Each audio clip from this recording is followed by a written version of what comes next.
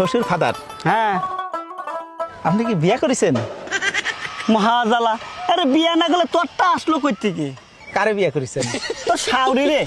তো ঘরে ঘরে আত্মীয় হয়ে গেল না, বাইরে বিয়ে করলে তো একটা নতুন আত্মীয় বাড়তো।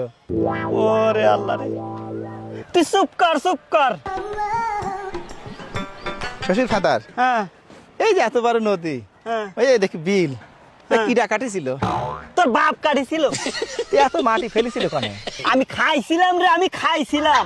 দাঁতে কিস কিস করে নাই বালু মাটি? ওরে আল্লাহ রে, তোর বাইরে আমি দাঁত ভাঙে দিব কই দিলাম। হ্যাঁ দাঁত ভেঙে ফেলালে আমি শ্বশুর বাড়ি যাই, এ গোস্ত চাবে খাবো কিরাম করি? ওরে আল্লাহ। শ্বশুর ফাদার কি হাসতেছেন? না না না, আমি কাশতেছি। আমি আসছি হাসতেছেন। এই ভিতরে আমার কাছে আমার মেয়ে বিয়ে দিয়ে আমি ছাই খাইছি ছাই। ছাই খাতে গেলেন কিসের জন্য? আমার কলি তো 2 বস্তা চাল পাঠায় দিতাম। তোর মাইরেই ফেলাবো কয়ে দিলাম। হ্যাঁ, খালি আমারই দোষ না, আপনার মেয়ের যে খালি আমার কাছে টাকা চায়। কয় টাকা চাই?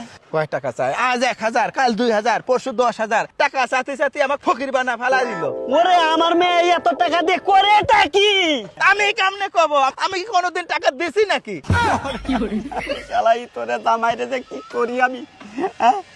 এই এটা তোর আল্লাহ, তুমি আমারে উঠায় নাও। দেশের শ্বশুর সমাজের বলি, মেয়েকে বিয়ে দেওয়ার আগে জামার সাথে মেয়ের মানাই কিনা, জামাই বুকা কিনা, এই সব কিছু দেখে তারপরে তোমরা তোমাদের মেয়েরে বিয়ে দিও। শ্বশুর ফাদার কি যাত্রা করতেছেন?